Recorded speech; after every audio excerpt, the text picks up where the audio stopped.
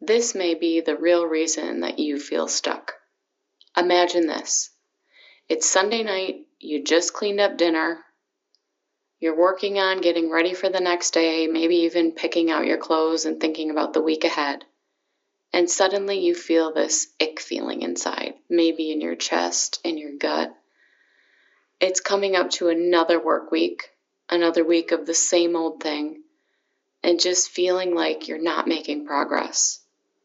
You had goals at one time, but maybe they're just left in the dust and just doing the same thing over and over again. Most people stay stuck there. Most people would continue on this way. What I've found for you is a 7-step process to help you get unstuck. I'm going to take you through the process, and by the end of the video, I'll explain to you step by step what the steps are so that you can either do this on your own or follow along with my videos. This 7-step process is done within 10 minutes. The more you practice, the better you get, just like anything else. And I promise you, after the first time you do it, you will already see results. So I'm going to take you through now, and we'll build upon it. As we go through, you will start to notice a difference. And at the end, I will explain to you exactly what we did. So here we go. Let's begin. The first thing we're going to do is take a breath in for 3 counts. In, 2, 3. Out, 2, 3, 4, 5. Again, breathe in, 2, 3. And out, 2, 3, 4, 5. Now I'm going to start at our head and scan down the body, going into a relaxation. Starting at the top of the head, I can feel the top of my head.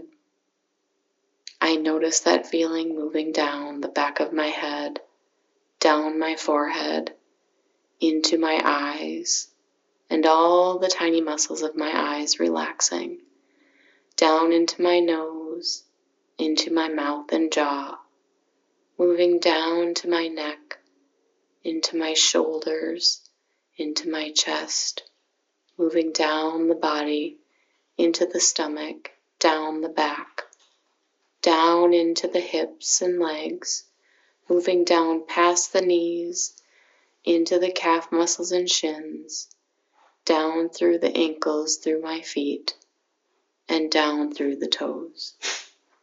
Now with this relaxation, let's pay attention, moving into the heart area, and let's find something peaceful to think about. Something soothing and peaceful that comes to mind. It could be a dog that you love very much, scooting around in the background. It could be a loving memory, a person, a thing, whatever brings love into your heart. Let's think of that right now. Feel that feeling in your heart building up. As that feeling builds up, let's spread it out through our relaxed body, just like we did, up through the head, moving down through the body, through the heart, down through the rest of the body. Now, let's focus on feeling that overall comfort in the body, that relaxation, loving feeling. And now that we've keyed in and calmed down to this safe, relaxing place together, we're going to move into where are we feeling stuck. So here we go, scanning the body, starting at the head, moving all the way down. Notice any feelings in the body that have resistance or a stuck feeling. As I'm moving down, I'm noticing a stuck feeling in my throat and maybe somewhere in my chest.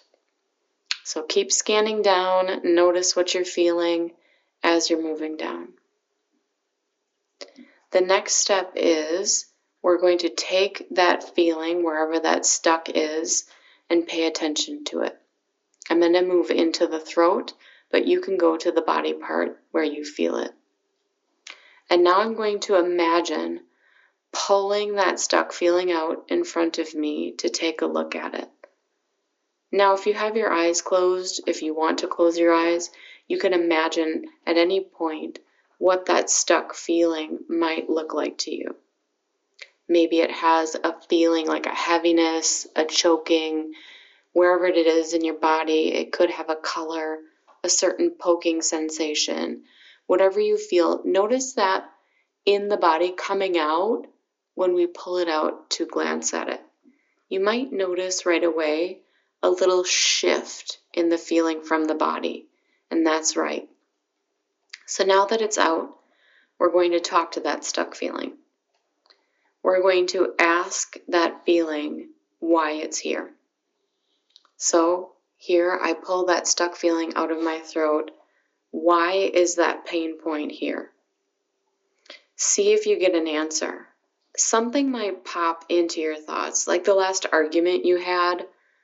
Maybe it's a pain from a trauma that happened, like an injury to the body, or an injury during an argument that you can't stop thinking about. Maybe it was like a physical injury, a mental injury.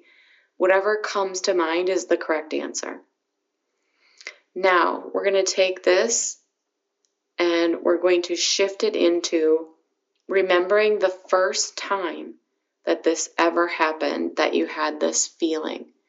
So for my example, this throat feeling was, I tried to communicate to somebody and they didn't listen. So now I let my mind wander to the first time that I can remember trying to communicate to somebody and they didn't listen. Now this moment could be a childhood memory. It could be back to when you were a teenager. It could have been just a couple of years ago. But allow yourself to think back to the first time you remember this feeling, whatever it is coming up from your body.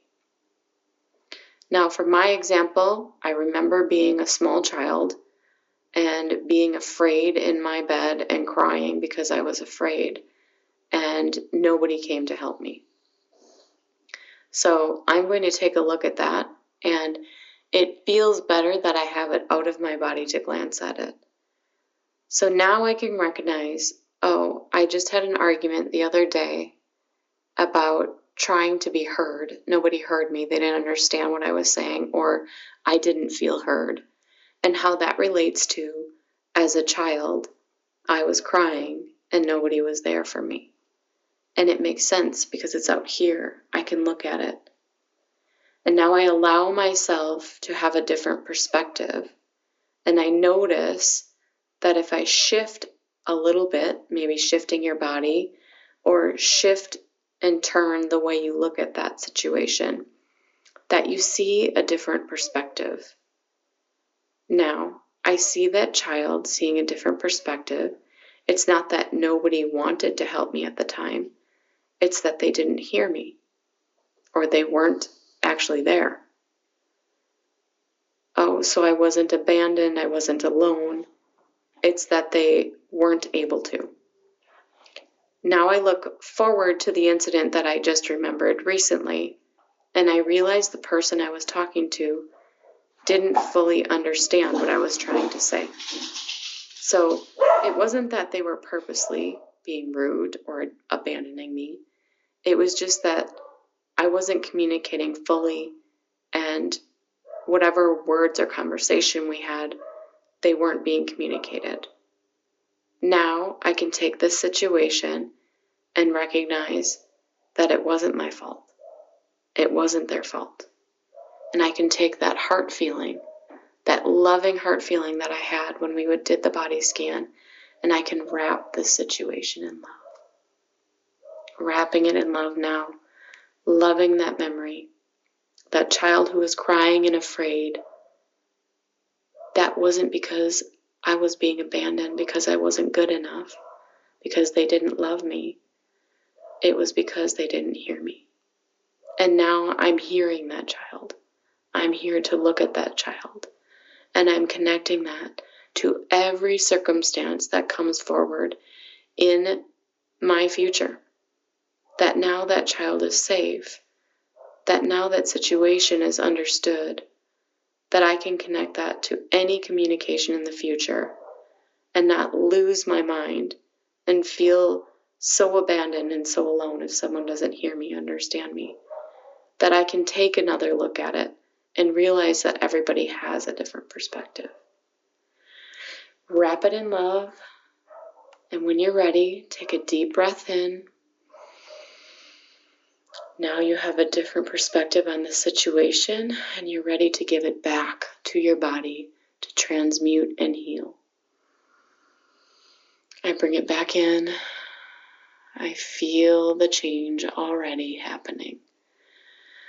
And I have a better outlook on my future because I know I've done something for myself to be able to heal and move forward, and that my communication moving forward has now changed because my perspective has.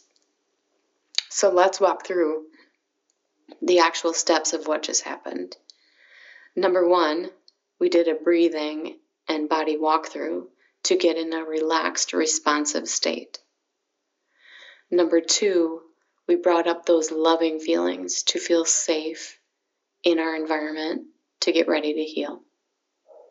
Number 3, we scanned the body for any pain points that we were feeling in the body.